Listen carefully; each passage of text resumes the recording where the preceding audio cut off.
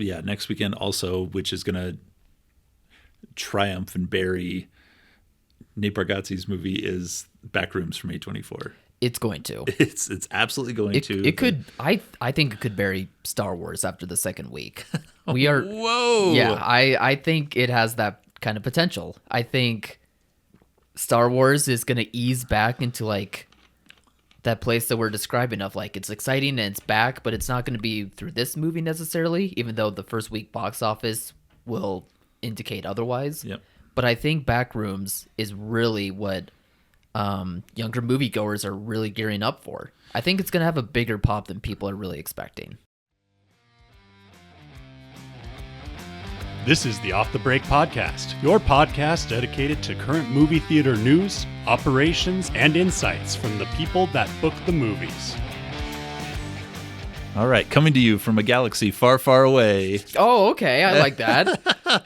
It's Star Wars weekend. Yes, sir. First Star Wars movie in a minute. 7-year minutes. 7-year hiatus. We've had Star Wars Land before we had a new Star Wars movie. I think we've had 2 Star Wars lands. multiple lands of Star Wars. There's some overseas at this point.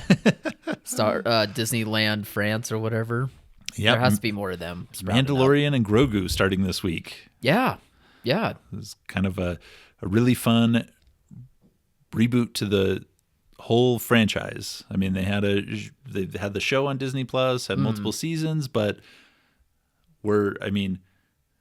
fingers crossed, we're going to see no Skywalkers in this. I thought you were going to say for a Skywalker or a lightsaber. No, we won't. You don't want none of it? There's no need. True. We have our own thing. Yeah. Let's just trudge forward with this because the other ones that were in talks, the Rogue Squadron, which was the all like fighter pilot movie. Oh yeah, I remember that pipe dream. That was going to have lightsabers and Skywalkers in it, guaranteed. You think so? Of course. Yeah, maybe. Because nobody has any love for the other characters. They need something to draw you in. Right. Lightsabers do draw us in. Yeah. Lightsabers are fun. It's such a silly thing. Did you know that they cost $1,000 to build at like the Star Wars Land park? Oh, very much so. Okay. Where I was like dreading my kids asking to go there because I'm like, not only will the kids get one, but Cody will need one too. She'll need like 5. This is going to take some long-term financial planning. I have to call my guy. Yeah. Can we survive this storm? And he laughs. Yeah. Oh, no. Are you crazy? That's a ridiculous thing to do. Yeah. Visa's calling me from the stand. They're like, is this a wrong charge? It's been $29.97. No, it's an egregious amount. Just buy them the plastic ones. They still work the same.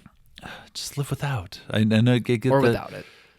We did the Harry Potter thing with Cody at Harry Potter World. With the wands. With the wand where you make the whole wand and you put the stuff in it and it seals it up.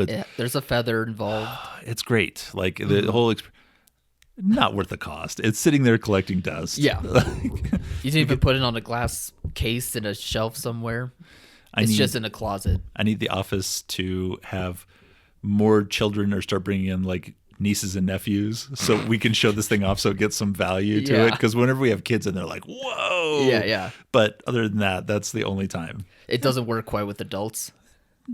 No, because they all have their own. Anybody who wants to have one, everyone wants one, has one. We were all in the same boat on that. That's fair. We were all 100% in. Mm-hmm. Yeah.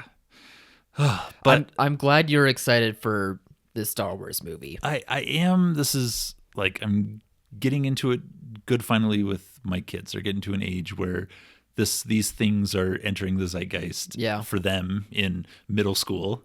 Yeah. Where it's like they're talking about Star Wars. They're talking about Project Hail Mary and like really getting excited about this. So it was like they rewatched the TV series and now it's time to go into this. I'm excited about the Jabba the Hutt warrior thing. There's a Jabba the Hutt warrior? There's like a fight scene in like a like a Coliseum. Yeah, Coliseum thing. Oh, like a Dungy Coliseum. Yeah, okay. I do remember that now. Jabba the Hutt type being with like a spear that's their big warrior. Mm-hmm. And I'm fired up about that. I'm just ready to go. This is exciting. It's not dare say this won't make $200 million opening weekend, even with the 4-day. No.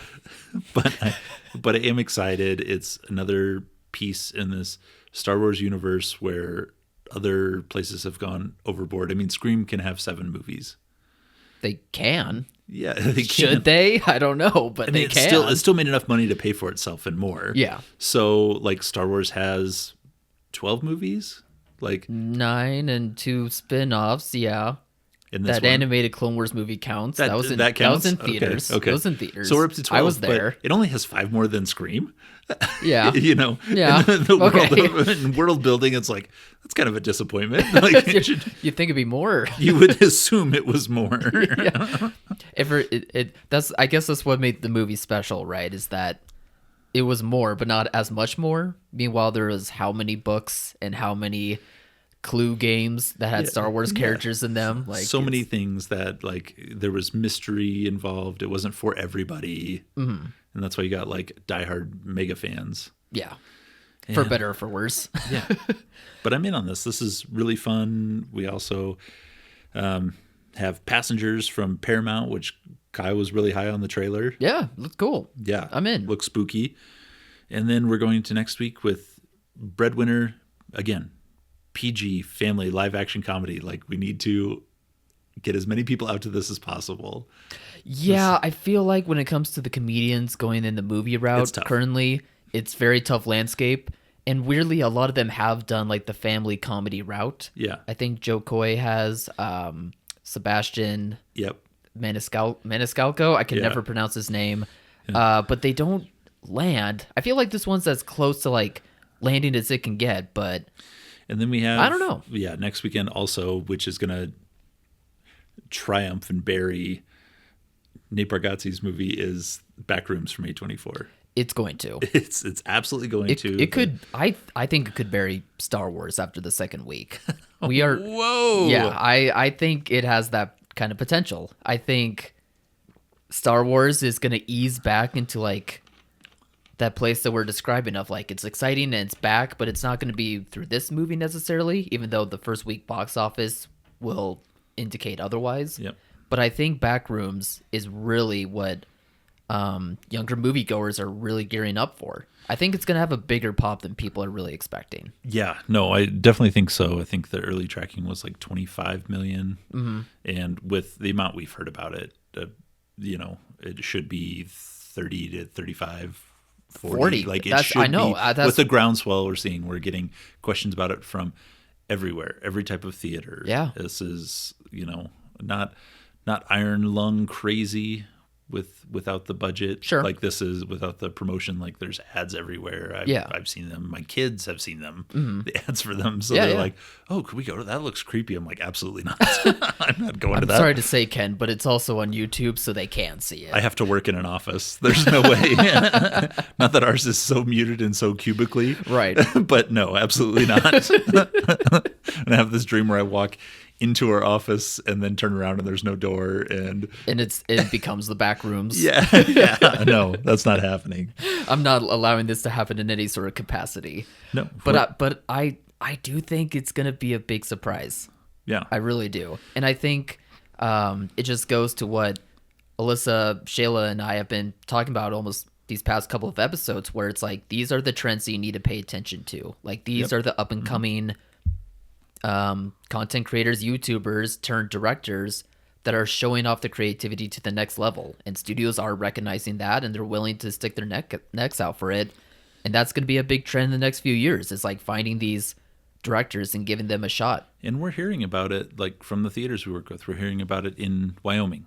We're hearing about it in Ohio. Yeah. We're hearing about it in Alabama. Yeah. Like people are asking for this movie, and it's like, oh, okay, like those were trends we used to not ignore. It's not big markets. Yeah, but real small markets. Yeah. You're talking like 5,000 people in this town. Totally. But if they're hearing about it, it was something that we're like, no, obviously Star Wars Week 2 is going to be better than this, but it's, we're ears perk up now, where it's like, okay, let's talk about this. Let's find a way to get this in sooner rather than later. I think it's a tighter race. Yeah. I think so. Just saying the numbers. I mean, if you do the math, if you look at the 85 to 90 million that they're kind of expecting for Star Wars right now, without Memorial Day walk-ups and things like that, but that with a 50% drop is 45. Yeah. And we're already in the ballpark. Yeah. If it's a 60% drop, we're in a standard deviation of 30 million. So for sure. So it's entirely possible, and it would be a massive win for A24, for these smaller movies, for horror movies near holiday weekends in the summer. It's been stacked this May. Like, I've looked back on all the movies I've seen lately, and they've all been horror movies, and they've all been good. Like, Hokum was good. Obsession was great. I'm excited for Passengers. There was one more that I just remembered, but I'm spacing on it now.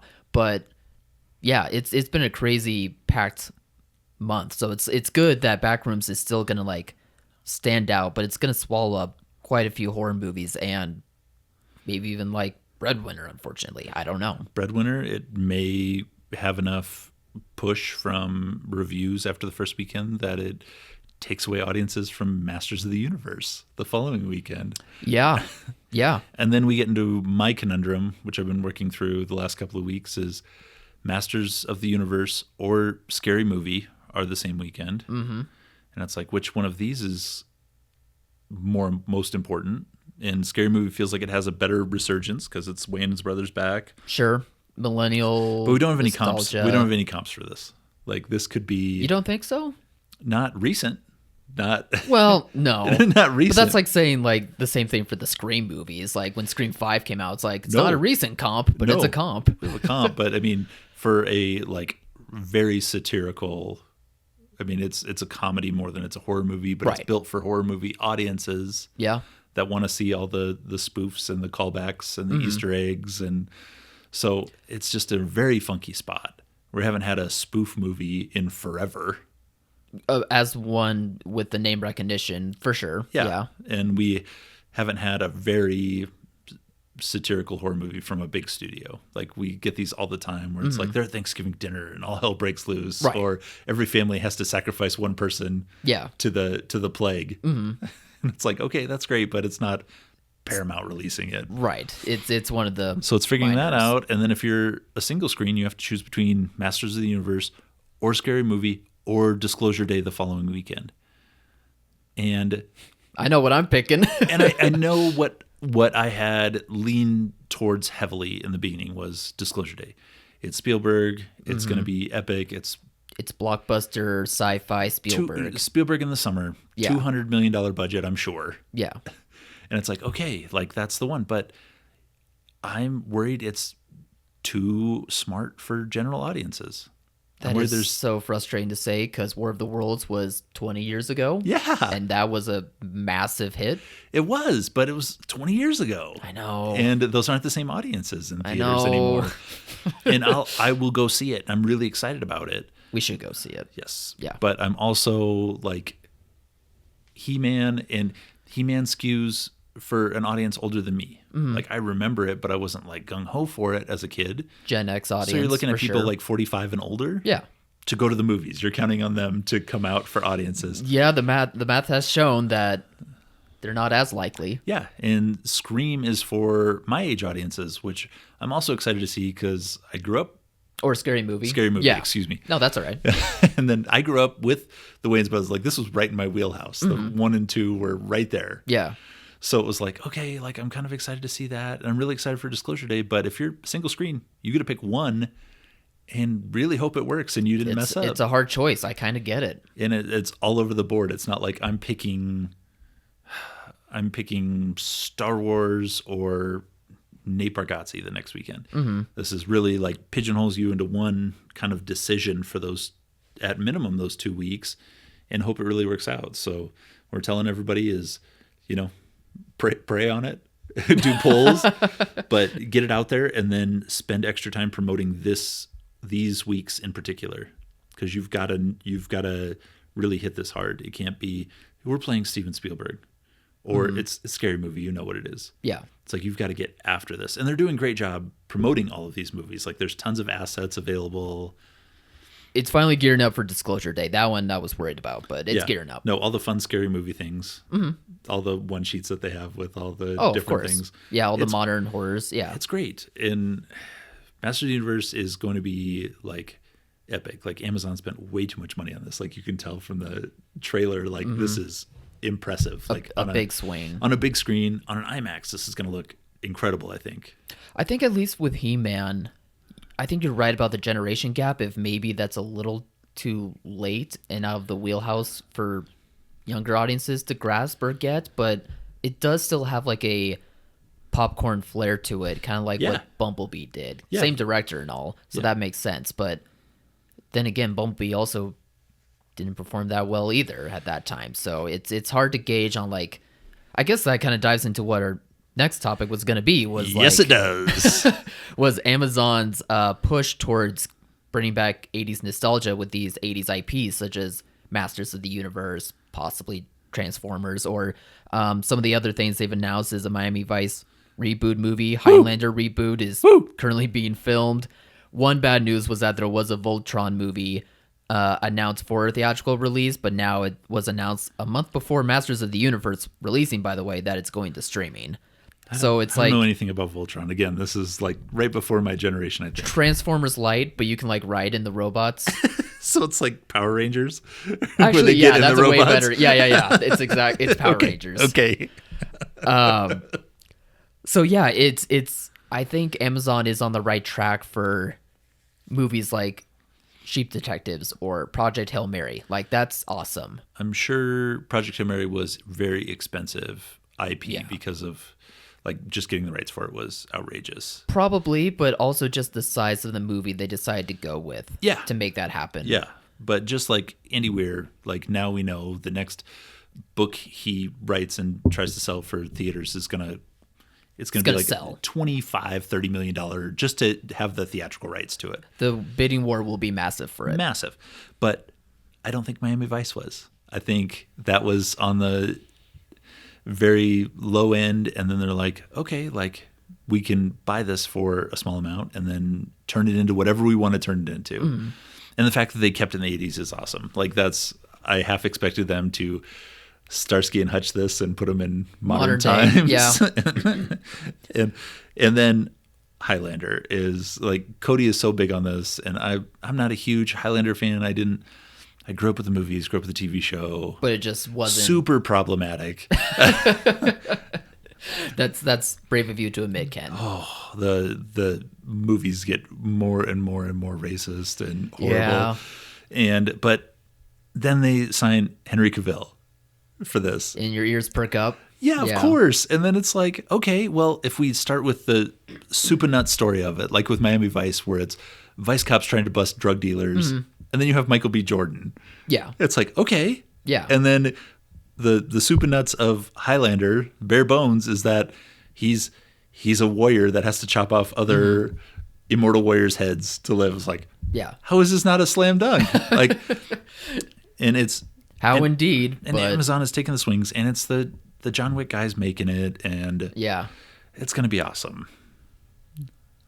Could be, but does everyone else agree with that? Because I do think Masters of the Universe could be a sign of like, if this doesn't land with audiences, then maybe Amazon trending towards trying to reboot the 80s may not be the smartest play. I 100% agree. If this doesn't work, they're really going to have to figure these out. Yeah. They're going to have to figure out how to market these and create something big around these. But Amazon's shown like they've got money to throw around. They want to get into this arena in a real way. Sheep Detectives could have been anybody other than Hugh Jackman. It needed to be Hugh Jackman. Oh, it needed to be Hugh Jackman. It needed to be. I mean, he's a perfect guy for that. He is a big softie. Very whimsical. He's whimsical. And it was whimsy. Like, he was Wolverine, but 98% of the time he on Broadway and talking to CGI animals, and this is his whole thing. But it had to be him. They could have gone no name. They could have made this for a lot less money. Sure. They could have used regular sheep and then just moved the mouths. Right. Like, they could have gone that route. I remember those days. Homeward Bound. Yeah. But But they went all out with this, so I think they're going to spend the money, figure out the marketing. I mean, just Miami in the 80s. I told Cody if she hadn't existed, my dream was to be Don Johnson in Miami Vice on the houseboat with the pet alligator. Yep. Guns akimbo on my bronzed, not taut stomach, out there just busting bad guys. I was gonna say, isn't Miami Vice supposed to show you the opposite of that? But now that I think about it, maybe not. Supposed to be like, hey, don't be like us, but I don't think that's true everybody now. wanted to be them. Yeah, okay. Maybe I think of the reboot. My parents had standing dates with other couples growing up. Like Miami Vice was on. They didn't call, they didn't make plans, they just showed up at this person's house to watch Miami Vice. We're sitting down. Yes, we're sitting down Thursday together. Night. Yeah, we're sitting down together. Yeah. And it was network TV, so I'll have to check my facts on this, but I think it was something horrifying, like a Monday or Tuesday night, Kyle. Yeah, that you sat down to watch Miami Vice. That's how we started the week. the other couple, the wife was a nurse. Like she had a real job saving lives. Like she saw some of that horrifying stuff. Yeah, probably. and she was like, "Nope, we're in." No matter what her Monday looked like, she would come home in scrubs and sit down and watch Miami Vice. It'd be like if a nurse could come home and watch The Pit. Yeah, like that's almost the same level. No, I can't even imagine. Yeah, but all fired up on this, and it's just wild that they're doing this. I love this. I am so in on all of these. I don't know what Voltron is, but I would have been in on that too. I think if it could have looked like Transformers, I think you've been on board. But I have no idea what it looks like. I at least think Henry Cavill is in that one too. Now, if I'm remembering my facts right for it. Henry Cavill, Chris Hemsworth, whoever they got. Yeah. With the broad shoulders, just make him a Voltron, whatever that is. Make him the robot, not the guy piloting it. Of course, Kyle. It's all got to be like nerdy kids who don't really fit in. Yeah. The Jumanji kids where they're like, we don't really fit together as a group, but now we have superpowers. Yeah, that's what they did for that live action Power Rangers too. Yes. So you're not wrong there. That does stink though. A big robot movie, and they're not even going to put it in the theaters. It's going to streaming. And I don't know. That maybe it was that bad. I have no idea. And they say that too, but then Masters of the Universe kicks off, and all of a sudden, Voltron's back in theaters. Yeah, Masters of the Universe could pop, but I don't know. I'm optimistic for it, but I can understand also if it becomes like a Dungeons and Dragons, where maybe it was like we were a bit too late. Where we clip, the 100 million total, and people like that. Everybody that saw it was like, that was fun, right? But people didn't see it, and it didn't hit with the big audience. Sure. Which is not what we need for all these film companies, all these films. Right. But we don't have enough space to play them all. Yeah. And we don't have enough preferred large format screens and Atmos screens to give them all the presentation they deserve. Mm. So it's going to be interesting to see how all this shakes out and what our top 10 is by the end of the year. For sure. I mean, Michael was not supposed to be in the top 10. According to all the metrics leading up until like the Wednesday before. Yeah. So Mario was there, but I mean, all intents and purposes, if Michael keeps going, which it has a chance to go, worldwide it's a bigger movie than Mario, I think. Yeah. But if it keeps going here, I mean, it could. We have a 1 and 2 for this part of the year of Mario and Michael and Project Hail Mary. Mm-hmm. Seems like 2 or 3 we would have picked or hoped for, but not at the numbers that Hail Mary and Michael did. It's going to be funny. I think we are going to have a good summer, but we're going to look back on the springtime and be like, why was that not this summer? Yeah. Like that might feel more like summer than actual summer is. Yeah. Summer is just jam-packed, which is amazing. It is good. Yeah. It is good. And it ends with Spider-Man, which never at the end of July, which never ever happens. Perfect. August is going to be great. They always stick Spider-Man and they'll put a flag in his hand and put him on Independence Day. Right. And then summer's much over. Earlier. Yeah. But we have 4 weeks after that. Mm-hmm. And every week is astounding, one after the next. And it's like we're back, not in like a pretentious, like we're making our way back. Mm-hmm. Like this is back. This is as back as ever going to be. I implore Sony not to do anything more to Spider-Man. Keep putting out the marketing, keep that date, stick to that plan. You're doing great. It's a perfect time. You're going to have such a great runway. We're all going to be happy. You give Odyssey 2 weeks to play. You don't try to move it up and get cute. Mm-hmm. You don't move it back to August where it's going to be too late. Films go to die. Yeah. Like, it's just leave it there. Just stick with the basic marketing. Don't give anything away. Yeah, true. Don't do that. Don't tell us anything extra. Mm-hmm. We don't know anything about this. And then just have this, because it's Marvel still, even though it's controlled by Sony, just have this big lead in to whatever Doomsday is going to look like. Yeah, if there is something to it, then yeah. There has to be. There has to be, Kyle. End credit scene. I know an end credit scene, but there has to be like something where Dr. Doom the Earth starts for a scene, and they're like, "That's weird." The Earth starts to shake loose, and he realizes that his potential is with a team and not alone. Right. Forms an Avengers at the end. Forms something. I mean, he gets together with some people, and they start to realize that this is the way forward, and then Doomsday can be the biggest movie of all time. Right. And everything's perfect, and that's a wrap on 2026. I know. My kids also got into the Avengers stuff at Marvel. Now? Well, I guess they were pretty young still. Yeah, they were young, but started getting into it and watching, and it was like after Infinity War and Endgame were like, that was amazing. When's the next one? And I'm like, it's December, and he's like, I can't wait. Like, it was so excited. I'm like, good. That feeling is what I lived off of. Like, yeah, my whole life until we got closed, and then it was like, what's next? We need something else. Like, something opens and then it drops off, and then okay, we got to scramble and find something else to fill these big auditoriums, these big screens, and these laser projectors. But we're here, guys. It's back. It's back. Just embrace it. Do all the things you did, all the extra stuff. Do it right now. Just continue this trend. Yeah, bring back the Avengers hype from the 10s. The creative ways that you did. The Avengers hype, the IP hype that we saw from Sinners last year. Yeah. Like, that's Sinners was a one-off, but right now so is Masters of the Universe. Like, it stands alone. I mean, there was the weird 80s Dolph Lundgren one, but we don't talk about that. He's going to make a cameo in that movie. I hope so. I would bet my farm on it if I had a farm. Well, it just brings me back to the nostalgia of the last 2 bucket pick movies. Yeah. Welcome back, by the way. I know. Thank you. It's been a wild couple of weeks, but we're here. Double Dragon was the pick. You guys already talked about this one? No, you haven't? It's been a whole thing, Ken. Like, we've been waiting. I know. We've been waiting to talk about this one with Cody. Oh, I know. We're just going to, accept it, and that she can't be here currently, so we're going to talk about it without her. It is.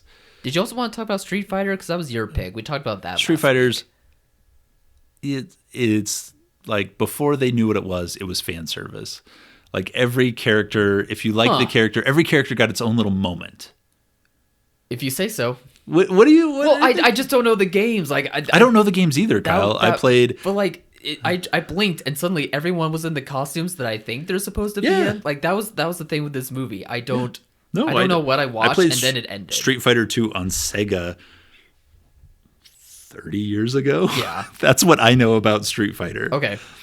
But also being assumptive, they got all their moments where they did their moves, they did their things. Yeah. But they all, I mean, if you were a Break Down the Doors fan of Street Fighter and you knew all the things and you read the book that used to come with our video games, you would know all these things and the imaginary Southeast Asian land that they're in. Yeah. They mention all that stuff. And I remember the map, and he's mashing the keys on the arcade button to torture the people. Right. It's like, I thought it was great. Raul Julia is amazing. I cannot go on enough about how great he was as a Bison. It was a weird name. It doesn't make sense.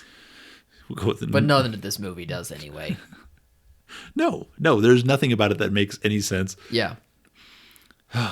the fake Jean-Claude Van Damme death scene where they shoot him and then he pretends to be dead. It's like, oh my God. Very, very cringy, but funny in hindsight. The green guy, I don't remember his name. I forgot there was a green guy. No idea. Yeah. Should I look this up? No, it's fine. Okay. Should I put that in my algorithm again? Yeah, don't do that. Here's 12 facts you need to know about. With all the Street Fighter stuff that's coming out this fall. Yeah. You'll get I think overwhelmed with up. that. Yeah. Took me like 3 different Google searches to get to the right Street Fighter movie to start looking things up. I was like, no, I don't want that one. There was a lot of animated ones. Did that happen to you too? I saw a lot of animated ones. Yes. Okay. It was like looking up Mortal Kombat's. Yeah. After you get past Mortal Kombat, the original, and Mortal Kombat Reboot, they don't go to Mortal Kombat 2 Annihilation, which was the sequel to the original one. They start going into the 500 animated ones that are in there. Because they're probably good. I don't know. They're at least more faithful somehow. Mortal Kombat 2 with James Remar as the Asian god of lightning, Raiden. Because Christopher Lambert was not available to also play the Asian god of lightning. Hello? Weird. Line cut through. Yeah. Okay, well, what about Double Dragon? I think you were saying that you and the kids had the double feature of Street Fighter. Yeah, Double Cody Dragon, came in right? for Double Dragon. I wish we would have watched them. We watched Street Fighter first. Yeah. Which was, higher, I say, production value, meaning it seemed like they spent money on the actors. The sets were really great. Versus Double Dragon, which was like, we're going to just glue shit onto cars and buildings. We're going to have a little person jacking up a building that the kids laughed way too hard at. You're like, we're going to fix that later. Yeah, we're going to have a conversation about problematic 90s things. Maybe they were laughing at the fact that it is obviously problematic. Maybe. But it was... Way to call them out, though. Scott Baio is horrifying as an actor. Always has been. Yeah. Mark Dacascos plays the other brother. Mm-hmm. He's in John Wick 3 without his hair. Yeah, you had to remind me of that. He's sorted it out. Like, he was a terrifying actor, but then he figured out he did the Iron Chef thing. Do you remember this? Yes, I did. And was awesome. Mm-hmm. Tuna! Was amazing. It got him back into acting somehow. Although I guess in John Wick 3, it's not so much acting as it is just... He is acting. When he breaks character, when they're in the Continental and they're sitting on the couch and he keeps scooting closer to him, and he's like, I am your biggest fan. Yeah. It's so great. It was like, Keanu Reeves had to have been like, we finally got a real actor in these other than...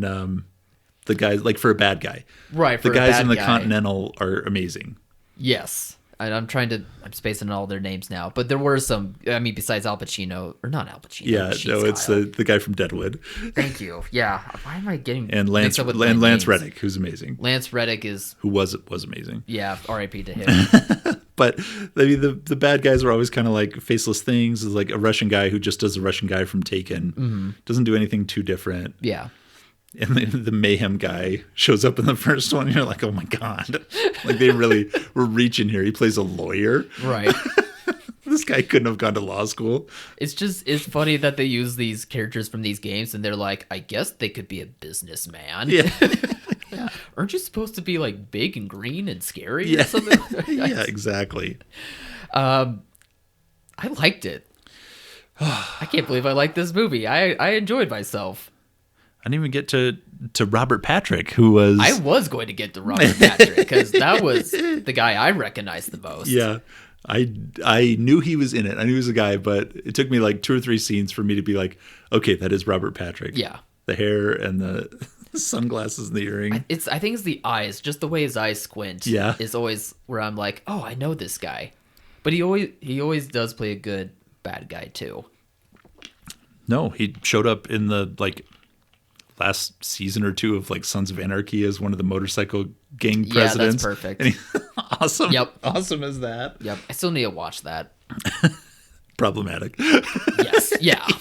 Of course it will be. But thanks for the heads up, though. No, it will surprise you. Okay. It will really shock you. And it wasn't that long ago either. Oof. No. But anyway, yeah, Robert Patrick's great. Honestly, I think the cast just leaned into it being fun. Like, I felt like out of all these movies, these video game movies that we've seen so far, like, it knew how to, like, not take itself seriously and be, like, a fun adaptation. Yeah. Definitely more of, like, a kid's movie than the rest of them, too, which I think kind of helped. Very comic booky, which we haven't seen. I mean, they tried, but this was, like... Joel Schumacher saw this and he's like, that's what I'm going to make Batman and Robin like. I got it. Maybe Joel did like Double Dragon. I don't know. I get it now. But yeah, I mean, I get that part of it where they didn't take themselves seriously. They put the medallion together and they get the silly outfits and they make fun of each other's outfits. Course, yeah. But they make fun of each other. It's not like this is serious and now we're the Dragon Bros. Right. Like it's like, oh my God, at least I'm not in the blue one. Sure. Yeah. Like it okay. It does a good job of like acting how kids at that time would have acted with each other, but they also would have like appreciated still being like a good time. Yeah. They tease, but they get to have fun with it too. We get spoiled by modern like writing and storytelling in a lot of ways, because when Robert Patrick's like, I killed your father. Right. like we would have known that in the first 7 minutes of the movie through. It would have been telegraphed. It would have been something where you're seeing it, and now it's like, I'm just going to throw this out there and like, I know you knew their caretaker. Right. But that doesn't mean you knew the father. Yeah. you guys weren't on Facebook. Yeah. You didn't know of each other. Like, we don't, Robert Patrick is somehow not Robert Patrick. He's already possessed by this. Oh, is that what that was? This rebirth of this evil spirit, something. Yeah, okay. That has the crazy name. Sorry, I watched this a month ago, so I'm trying to recollect. I watched it with the closed captioning. They spelled the evil spirit's name like 3 different ways. Oof. So I was like, is that the same one? I was trying to sort it out. Now I wonder if that's problematic. Possibly. I don't know if they made up a name or not. I think, listening to it, I don't know that they said it the same way every time. Oh, it was the Star Wars thing? Yeah. Where they're like Leia and Leia. Yeah. They're like, I don't know if that's... Kaiser Sose. Like, whatever this name was that they used. It was like, I don't think anybody used the same emphasis. Sose, Sozon. Yeah. They're like, that's not even the right syllable or the right pronunciation. Well, I'm glad you enjoyed it. The fighting, like all these, is lackluster and over the top and spin kicks and I get when you see this when you're like 9, how that would be a good time. And they did the Total Recall thing and put the guy into the thing and filled him full of needles to make him. Did they? Well, they had like a tube that like came out and you expected, but they didn't show it because it was a kid's movie. And I'm like, that's the part I want to see. Why couldn't Paul Vanderhoven have done this? Double Dragon? Can't we make Double Dragon 2 have our legacy sequel? Everyone comes back. They're all older, and they have that same scene, but it's dark and gritty. That's what you're asking for? I mean, at least the three leads are still around. Robert Patrick's alive. That's what I mean. Oh. Yeah. I don't know about their caretaker person. I know Scott Wolf. I keep calling him Scott Baio. It's the same thing. I don't know what's been going on with him. But the woman that was her caretaker. Probably Julia Nixon. Oh, I guess they would put Alyssa Milano because there were so many. I'm gonna follow her through the tunnel first. They're fighting to be their face on her butt. And I was like, oh my God. A lot of that definitely was. A lot of that type of humor was definitely in your face, but somehow over everyone's heads. Yeah, for the most part. I didn't remember any of that. But yeah, exactly. But I'm 80s enough that when I saw her face with like the blonde hair, it was like I was the one. Is that Alyssa Milano? Right. In my house, and I'm like, oh my God, why did I say that out loud? The kids are like, what a creep! And I'm watching it with Cody and my mom, and they're like, you saw her in that second and said that out loud. I'm like, yeah, she was kind of a thing. They're just side eyeing you of like, yeah, exactly.